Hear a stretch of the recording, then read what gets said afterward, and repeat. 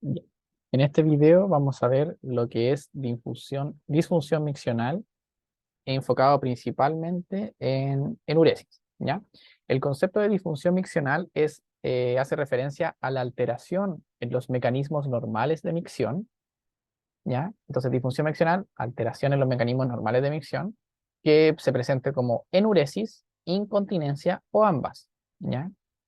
Aquí había muchos conceptos controversiales, ¿cierto? Pero después se hicieron algunas definiciones y vamos a entender incontinencia como la eliminación involuntaria de orina durante el día, más de una vez a la semana después de los 4 años.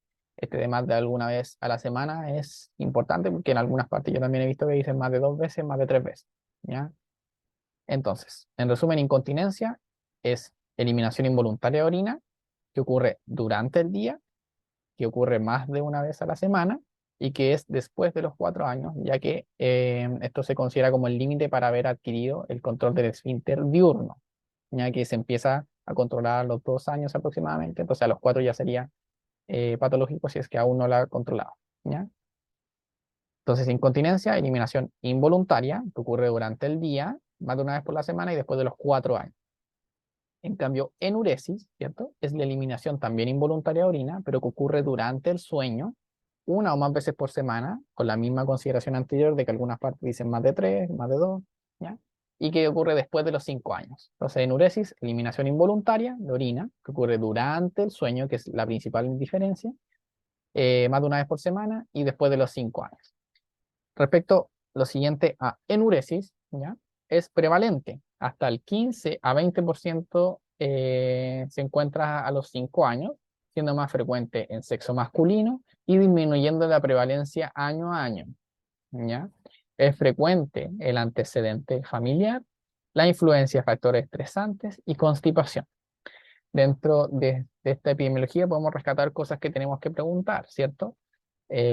Obviamente es muy importante la edad del paciente, el patrón miccional que ha tenido, si tenía control de esfínter previo o no, eh, cuándo moja la cama, ¿cierto? Si en la noche, en el día, en ambos, si tiene síntomas urinarios, si tiene urgencia, si tiene síntomas de la esfera gastrointestinal como constipación eh, o mancha la ropa interior, ¿cierto? Después de ir al baño con pipí o con caca, ¿cierto? Entre muchas otras cosas, ¿ya? Y de la análisis más remota, ¿cierto? Es importante el antecedente familiar, ¿cierto? Si los papás también mojaban la cama en la infancia, si que hay un factor estresante, por ejemplo, ingreso al colegio, cambio de casa, situaciones más graves como abuso sexual o bullying, ¿cierto? Etcétera, ¿ya? La clasificación de la enuresis se divide en primaria y en secundaria, y en monosintomática o no monosintomática. La primaria es aquella enuresis que aparece cuando no hubo un control de esfínter después de los 5 años, ¿ya? Y en verdad más que nunca hubo un control de esfínter, como la definición más formal es que nunca hubo un control de esfínter mayor a 6 meses, ¿ya? Entonces, enuresis primaria es aquella enuresis que ocurre en un paciente que no tuvo control de esfínter por más de 6 meses después de los 5 años, ¿ya? Enuresis primaria es aquella que aparece en un paciente que no tuvo control de esfínter por más de 6 meses después de los 5 años. La secundaria es aquella que aparece en el paciente que logró un control de esfínter por más de 6 meses, ¿ya? Y después aparece la enuresis, ¿ya? Entonces, enuresis secundaria es la enuresis que aparece en un paciente después de 6 meses que tuvo control de esfínter nocturno, ¿ya? Y lo monosintomático o no monosintomático es si asocia síntomas miccionales diurnos. También es importante aquí como evaluar si que tiene constipación o no, ¿ya? Entonces, monosintomática no tiene ningún síntoma miccional diurno, no tiene incontinencia, no tiene poliuria, no tiene urgencia, no tiene chorro débil, no tiene latencia miccional, no tiene tenemo, no tiene pujo, ¿ya?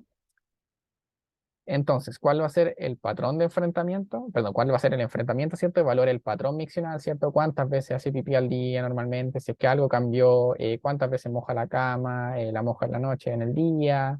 Eh, si es que esto le pasa en la semana, el fin de semana, después de un evento estresante.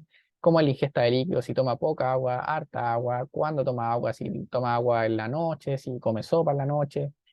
Lo mismo, el horario de ingesta, ¿cierto? Si toma mucha agua tarde, o se toma una sopa, ¿cierto? Antes de dormir y por eso se moja en la cama, o si es que le pasa en el colegio, ¿cierto? Si es que lleva, no sé, sopa y después se orina en el horario de la tarde, si es que hay antecedentes de infección urinaria previa, o síntomas actuales tipo infección urinaria previa o una infección urinaria previa concomitante, ¿ya? En ese caso, disuria, polaquiuria, tenemos pujo, chorro débil, latencia miccional, urgencia, em, etcétera. La historia familiar, ¿cierto? Papás o mamás con enfermedad neurológica, con enfermedad urológica urinaria, ¿cierto? O simplemente el antecedente de mojar la cama en la noche. Si es que asocia constipación o encopresis, ¿ya? Y en ese sentido también caracterizar el hábito defecatorio, ¿ya? Eh, Factores estresantes, ¿cierto? Ingreso a colegio, bullying, abuso sexual, etcétera. Y conducta o maniobra retentiva, por ejemplo, que el niño se aguante el pipí cruzando las piernas, posponiendo el juego, o sea, posponiendo la orina por el juego, eh, etcétera, ¿ya? Al examen físico tiene que ser abdominal, ¿cierto? En busca de masas, por ejemplo, malformaciones. Genital, ¿cierto? Buscando alteraciones en esta región, por ejemplo, hipospadias, em, de todo, en verdad. Lumbar y neurológico, ¿cierto? Principalmente enfocado a alteraciones en el desarrollo psicomotor, en el tono o fuerza de las extremidades y lo más importante en la región lumbar, buscar signos de disgrafia espinal como un hemangioma, como fosita pilonidal, como vellos en la zona pilonidal, ¿cierto? Asimetría glútea, etc. En este contexto de enfrentamiento es útil el uso de calendario y diario miccional, donde el paciente va a evaluar el volumen de orina, ¿cierto? El horario de orina, los síntomas asociados, la ingesta de líquido, ¿cierto? Y eh, el horario de sueño y de levantada también, ¿no? Respecto al estudio, ¿cierto? En enuresis primaria monosintomática, es decir, aquel paciente que tiene enuresis pero sin otros síntomas, sin haber logrado control de esfínter por más de 6 meses previamente, sin sospecha de etiología secundaria, es decir, examen físico normal, basta orina completa y urocultivo, ¿cierto? Entonces, en los casos de enuresis primaria monosintomática sin sospecha secundaria, orina completa y urocultivo. También es útil las imágenes como ecografía renal y vesical con residuo posmiccional. Entonces, en contexto de difusión miccional, la ecografía renal y vesical con residuo posmiccional tiene gran utilidad en caso de que hayan síntomas asociados, es decir, no monosintomática o sospecha de patología secundaria.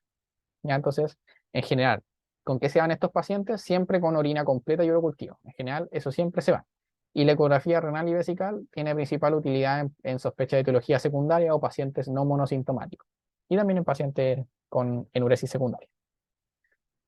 Respecto al manejo, lo principal, y en todos los pacientes, es la uroterapia y educación, junto con terapia de alarmas y el especialista evaluará el uso de fármacos. ¿Ya? La uroterapia y educación, ¿cierto? Está descrito acá, ya lo voy a comentar. Las alarmas, ¿cierto? Las alarmas de orinar, ¿cierto? Se han descrito como la única terapia curativa, ya que generan un condicionamiento. Se tienen que ocupar mínimo por 2 meses y se ha recomendado que se ocupen en mayores de 6 años, ¿ya? Respecto a los fármacos, ¿cierto? El principal ocupado es un anticolinérgico que se llama oxibutinina, que se da cada 8 horas y que tiene que estar en general indicado por un especialista y hay que estar atento a sus RAMs, que serían del ámbito de lo eh, anticolinérgico, rubor facial, ¿cierto? Alteraciones como del ritmo cardíaco, sequedad bucal, ¿cierto? Y lo más importante a nuestro nivel es la uroterapia y educación. ¿En qué consta esto, cierto? En que no se tienen que consumir jugos ni bebidas, ¿ya? Solo agua y idealmente mantener eh, los líquidos separados de la hora de dormir, ya, tener 1 hora o 2 horas secas sin líquidos antes de dormir y haciendo pipí 1 o 2 veces antes de dormir, orinar antes de dormir, líquidos, mantenerlos horas antes de dormir, 1 hora o 2 secas, no cenar líquidos, por ejemplo, sopas o abundante agua y no consumir jugo ni bebidas, mejorar el horario de sueño, ¿cierto? Establecer horas de acostarse y de levantarse, involucrar al niño en el tratamiento, ¿cierto? Que el niño sea consciente, que rellene sus calendarios diarios miccionales, que se le haga un refuerzo positivo y no un refuerzo negativo, ¿cierto? No castigarlo, no hacerlo limpiar su orina, no decirle que eso es de cabro chico, sino que decirle que es algo que puede pasar, que eh, hay que tener paciencia y involucrarlo en el tratamiento, ¿cierto? De una forma positiva, ¿cierto? Y biopsicosocial. Realizar ejercicio, ¿cierto? El refuerzo positivo, el manejo de la constipación también es muy importante. Si es que tenemos constipación asociada, tenemos que manejarla ya. Facilitar el acceso al baño, ¿cierto? Que duerma cerca del baño, tener como alguna luz y si es que está disponible, usar un protector para el colchón, ¿cierto? Más que nada como para la facilidad de los padres, que no se estresen y por lo tanto no repercuta eso en el niño.